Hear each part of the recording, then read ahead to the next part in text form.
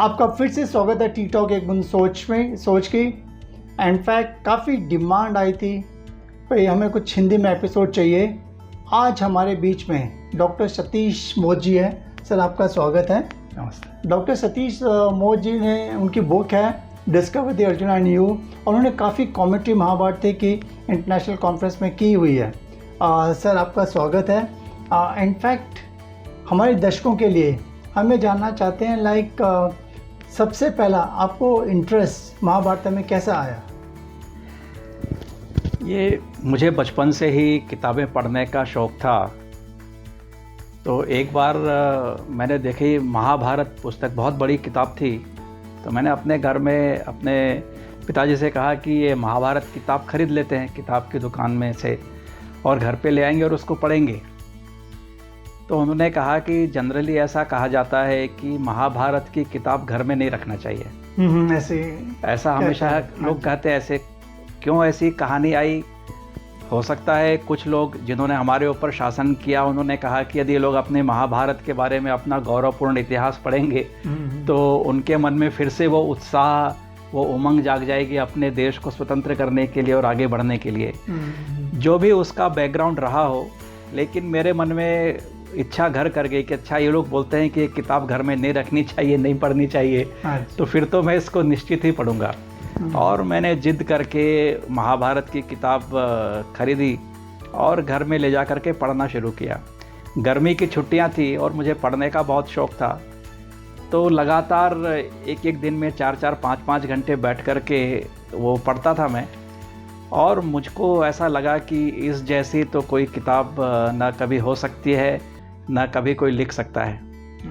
वास्तव में ऐसा एक संस्कृत में कहावत भी है, यदि हास्ति तत् अन्यत्र यन्य हास्ति न तत् क्वचित। इसका यदि हम सरल हिंदी में कहें तो जो महाभारत में नहीं है वो और दुनिया में कहीं नहीं है। जो चीज़ें आपको महाभारत में नहीं मिलेंगी वो आपको दुनिया में कहीं नहीं मिलेगी। मतलब इसका कैनवास इतना बड़ा है, इतने सारे कैरेक्टर्स हैं, इतनी सारी घटनाएं हैं कि महाभारत पढ़ करके आपको वास्तव में लगेगा कि ऐसी भी कोई रचना कर सकता है।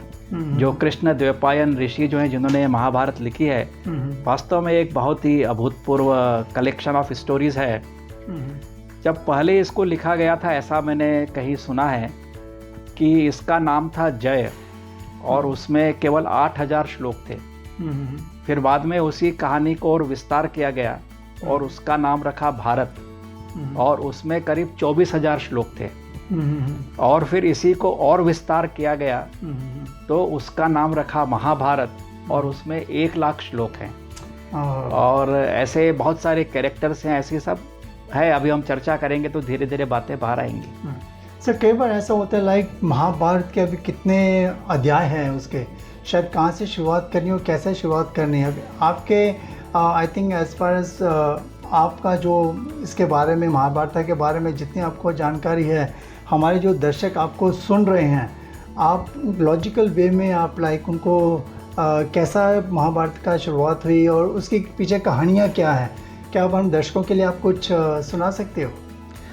एक्चुअली ये जो श्रृंखला है इसमें ऐसा मेरा विचार है कि महाभारत की जो कहानियाँ हैं और उसमें जो चरित्र हैं और जो प्रमुख घटनाएं हैं वो तो अधिकतर लोगों को पता है। महाभारत टेलीविज़न सीरीज़ भी बहुत पॉपुलर हुई थी, लेकिन पूरी कहानी का प्रारंभ कहाँ से हुआ, ये जो महाभारत में लिखा गया, यदि हम इस पूरी श्रृंखला में वहाँ से हम प्रारंभ करें तो हमको धीरे धीरे पता चलेगा कि इस महाभारत का जो इतना बड़ा स्कोप जो हम कहते हैं वो कैसे आता है। तो पहले 2 जो उसके अध्याय हैं, आदि पर्व जो इसका सबसे पहला पर्व है, उसमें पहले जो 2 अध्याय हैं उसके अंदर पूरी महाभारत की समरी है और क्या क्या कैरेक्टर्स हैं, क्या क्या प्रमुख घटनाएं हैं और कैसे होता है। मतलब कोई भी एक ऑथर जो होता है वो पूरा एक खाका मन में रखता है और उसके बाद में किताब लिखता है। ये पहले लिखा गया या बाद में उसकी समरी करके डाला गया, आज हम नहीं कह सकते क्योंकि ये हजारों वर्ष पुराना ग्रंथ है। लेकिन पहले जो 2 अध्याय हैं उसमें समरी महाभारत की है। असली जो कहानी प्रारंभ होती है महाभारत की वो उसके 3रे अध्याय से प्रारंभ होती है, जिसमें परीक्षित के बेटे जन्मेजय। अभी परीक्षित कौन है? परीक्षित जो है वो अभिमन्यु के बेटे हैं, और अभिमन्यु कौन? अर्जुन के पुत्र। तो महाभारत की जो कहानी, सबसे पहली जो कहानी प्रारंभ होती है वो जन्मेजय से शुरू होती है कि जन्मेजय अपने 3 भाइयों के साथ में एक यज्ञ कर रहे हैं, और उस यज्ञ में अचानक कहीं से एक कुत्ता आ जाता है। तो अपने यहाँ पर भी हम कभी देखते हैं, हम ऐसा कुछ शुभ काम कर रहे हैं और कहीं कुछ ऐसा कोई प्राणी आ जाए तो हम उसको डंडा मार के ऐसा भगा देते हैं। तो महाभारत की सबसे पहली स्टोरी ऐसे शुरू होती है कि जन्मेजय यज्ञ कर रहे हैं और अचानक एक कुत्ता आ जाता है। तो जन्मेजय तो यज्ञ कर रहे थे, लेकिन उनके जो 3 भाई हैं वो अचानक उस कुत्ते की बहुत पिटाई कर देते हैं और कुत्ता वहाँ से चीखते चिल्लाते हुए भागता है। कहानी ऐसे आगे बढ़ती है कि वो कुत्ता अपने मालकिन के पास जाता है और वो मालकिन देखती है कि ये तो बहुत ही दुख में है, दर्द में है, इसकी बुरी तरह पिटाई हुई है। तो उसको अंदाजा होता है कि ये कहाँ से इसको पिटाई लगी है। तो जहाँ पर यज्ञ चल रहा होता है वहाँ पर आती है और देखती है कि जन्मेजय यज्ञ कर रहे हैं। उसके भाइयों से पूछती है तो उसको मालूम चलता है कि हाँ, यहीं पर उसकी पिटाई हुई है। तो पूरा यज्ञ समाप्त होने के बाद में वो बहुत गुस्से में रहती है मालकिन, क्योंकि उसके कुत्ते की पिटाई ऐसे ही हो गई।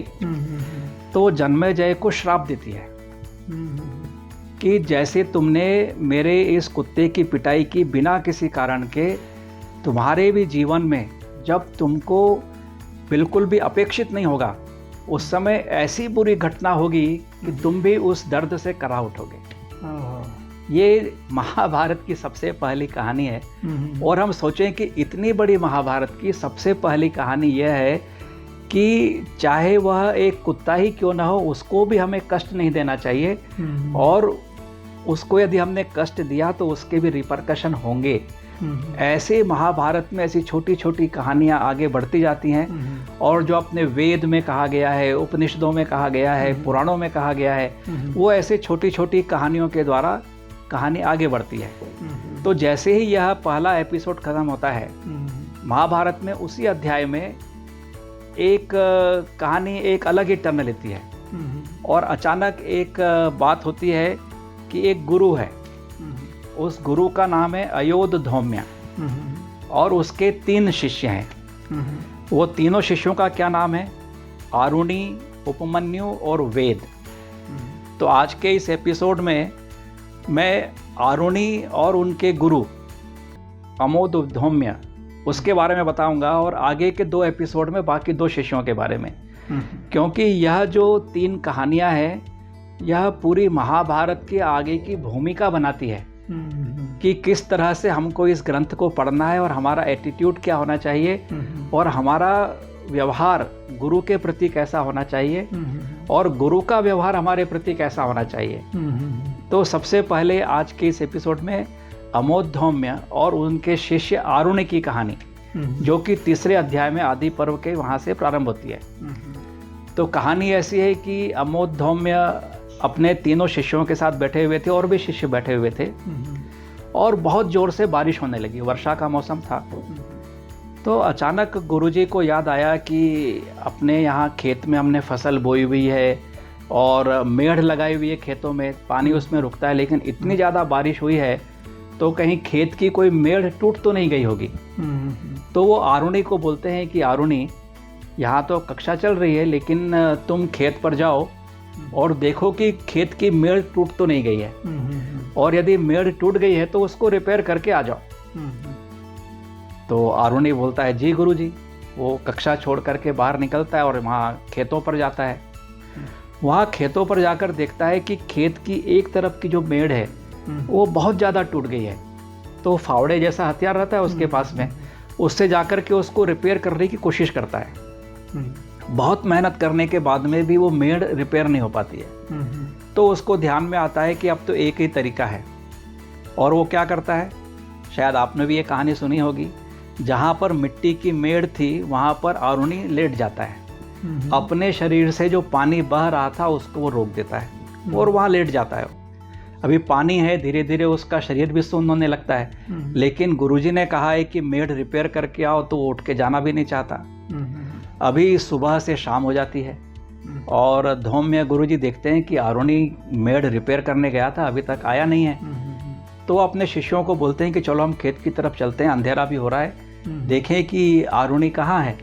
और वो आरुणि को आवाज़ लगाते लगाते जाते हैं, आरुणि तुम कहाँ हो, आरुणि तुम कहाँ हो। तो अचानक कहीं से बहुत ही मध्यम सी आवाज़ आती है, हल्की सी, गुरुजी मैं यहाँ हूँ। तो उसकी आवाज़ को देखते हुए गुरुजी अपने चारों शिष्यों के साथ वहाँ पहुँचते हैं और देखते हैं कि आरुणि वहाँ खेत की मेड़ के वहाँ पर लेटा हुआ है और उसने पानी रोका हुआ है। गुरुजी बोलते हैं, अरे तुमने ये क्या किया, हम सबको बुलाते, हम आकर के मदद करते। उसने कहा, लेकिन गुरुजी तब तक तो मेड़ रिपेयर नहीं हो पाती और पूरा पानी बह जाता और आपकी आज्ञा का पालन करना था, इसके लिए मैं यहाँ पर लेट गया। तो गुरुजी उसको वहाँ से उठाते हैं, उसको गले लगाते हैं, बाकी सब शिष्य मिल करके मेड़ का रिपेयर करते हैं। और गुरुजी उससे कहते हैं कि तुमने जो आज गुरु भक्ति का परिचय दिया है और जो आज्ञा का पालन किया है, यह एक तुम्हारा ये एक बहुत बड़ा गुण है और इस गुण के लिए मैं तुमको आशीर्वाद देता हूँ कि तुम आगे जा कर के वेदों के बहुत बड़े ज्ञाता बनोगे और धर्मशास्त्र के बहुत बड़े ज्ञाता बनोगे और पूरी दुनिया तुम्हारा नाम जानेगी कि ऐसा आरुणि नाम का एक इतना बड़ा वेदों का और धर्मशास्त्र का ज्ञाता हुआ। तो यह जो पहली कहानी है उनके शिष्य को लेकर के, यह हमको इस किताब को पढ़ने की भी दिशा देता है कि हो सकता है ये किताब पढ़ते हुए बीच में हमको लगे कि यहाँ पर किताब कठिन हो गई है, यहाँ पर समझ में न आए, लेकिन एक बार हमने सोचा है कि इसको आगे पढ़ना है तो धैर्य लगा करके और उसको सोच करके वहाँ पर हमको जम के बैठ जाना है कि हाँ ये किताब पूरी करना है और इसमें से क्या हमको शिक्षा मिलती है उसको पूरा ग्रहण करना है। ऐसा ये पहली कहानी है। इसके लिए जो मंच है, जैसा कई बार ऐसी होती हैं, कितनी बड़ी किताबें महाभारत में काफ़ी वॉल्यूम्स है, तो शायद इतना समय नहीं होगा उसको पढ़ने के लिए, बट इस माध्यम के थ्रू आपकी जो कमेंट्री, आप जो इन सरल भाषा में स्टोरी के थ्रू बयान कर रहे हो in a logical way, I am sure कई जो टारगेट ऑडियंस आपको सुन रही है, they'll get lot of insights as per the Mahabharata which is concern. और आपने सरल भाषा में जो कहानियों से शुरुआत की है, and I am sure target audience उनके लिए समझना बहुत आसान हो जाएगा। एंड इनफैक्ट आप अगले एपिसोड्स में डॉक्टर सतीश मोद के साथ में आप जुड़े रहिएगा।